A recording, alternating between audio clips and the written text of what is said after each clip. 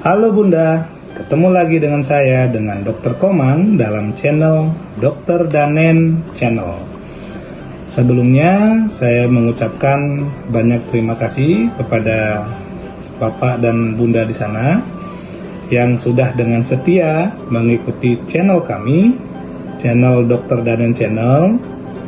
Dan bagi Bunda atau Bapak yang baru pertama bergabung, jangan lupa tekan subscribe, kemudian like dan komen, kemudian share kepada bunda-bunda yang lain, agar bunda-bunda yang lain bisa mendapatkan informasi yang bermanfaat juga.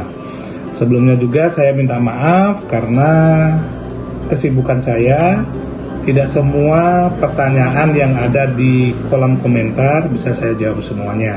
Tapi kalau pas saya lagi santai, saya akan jawab satu persatu ya, tapi sabar ya. Oke, untuk mempersingkat waktu, untuk saat ini kita akan membahas tentang pemakaian gurita pada bayi. Menurut Bunda, pemakaian gurita ini penting apa tidak?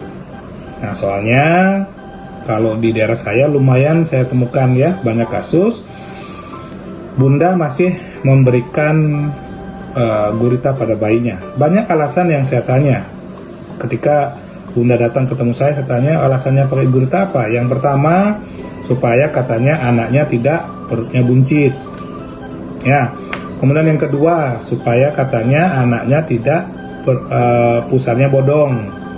Terus yang ketiga, supaya tidak masuk angin katanya ya. Dan banyak lagi alasan-alasan yang lain. Nah, sebenarnya begini, kalau untuk masalah pusar bodong ya, kalau pusar bodong, kalau kita berikan dengan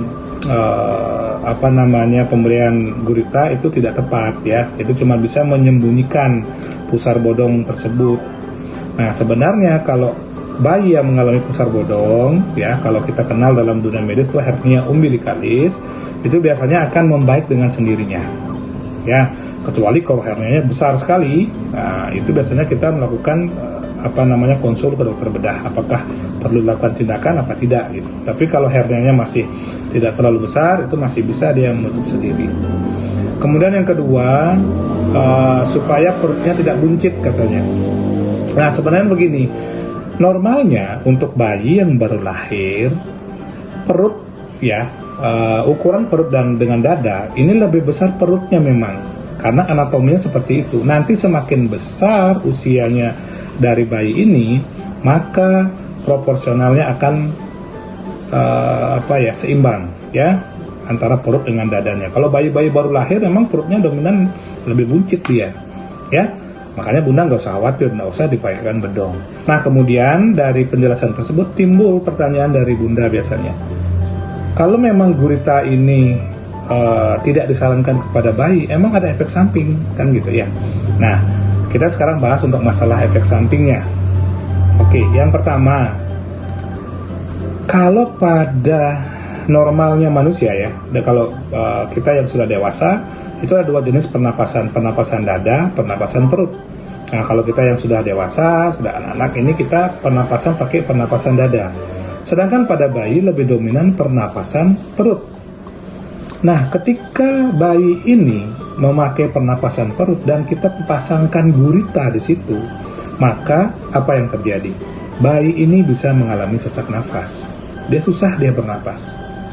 Logikanya nih seperti Bunda misalkan, gak usah bayi deh, Bunda aja ya yang sering pakai korset gitu ya, pakai korset kemudian dikencengin.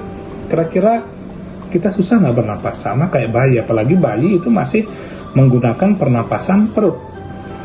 Makanya bayi ini bisa mengalami apa? Bisa mengalami sesak nafas. Nah, kemudian efeknya apa ketika perutnya kita kasih gurita ya, apalagi guritanya kencang sekali, apa yang bisa terjadi? Selain sesak nafas, yang bisa terjadi apa? Terjadi gumoh, muntah yang berulang. Karena perutnya tertekan. Ya, akhirnya muntah, dia sering muntah. Ketika anak muntah, apa yang kemungkinan bisa terjadi? Anak yang sering mengalami muntah ini bisa menyebabkan terjadinya kesedak. Saya ada beberapa kasus, saya temukan kasus dengan bayi yang tersedak gara-gara gurita. Tuh, ya makanya saya bahas Saya memberikan edukasi hari ini untuk masalah gurita karena saya ada kasus yang seperti itu. Untung bayinya selamat. Oke. Nah, kemudian apa lagi efek samping yang bisa ditimbulkan oleh gurita? Karena kulit bayi ini masih sensitif, ketika kita pakai gurita, itu yang paling sering terjadi apa? Bisa terjadi iritasi. Ya, iritasi pada daerah kulit yang ada guritanya. Kemerahan bisa di situ. Ya, kemudian nanti apalagi tadi pusat di situ masih belum puput ya, belum percaya pusatnya. Nah, di situ kalau dia lembab posisinya, tambah lagi ada kotor di situ, jadi infeksi di situ. Gitu ya. Makanya Ikatan Dokter Anak Indonesia sampai saat ini tidak menyarankan penggunaan gurita pada bayi. Karena kenapa? Semua alasan yang Bunda katakan tadi ya, karena untuk mengurangi perutnya supaya tidak kembung, kemudian pusarnya tidak bodong, kemudian apalah itu tidak relevan dengan gurita, tidak ada hubungannya.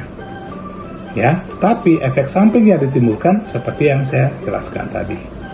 Oke, kira-kira untuk penjelasan tentang gurita pada bayi untuk saat ini jelas ya. Kesimpulannya adalah Bunda di rumah jangan menggunakan gurita lagi untuk bayinya. Oke, kira-kira segitu dulu ya informasi yang bisa saya berikan untuk saat ini. Semoga apa yang saya berikan bisa memberikan manfaat yang berguna untuk Bunda dan semua bayi-bayi dan masyarakat Indonesia pada umumnya. Oke, salam sehat dari saya. Bye-bye.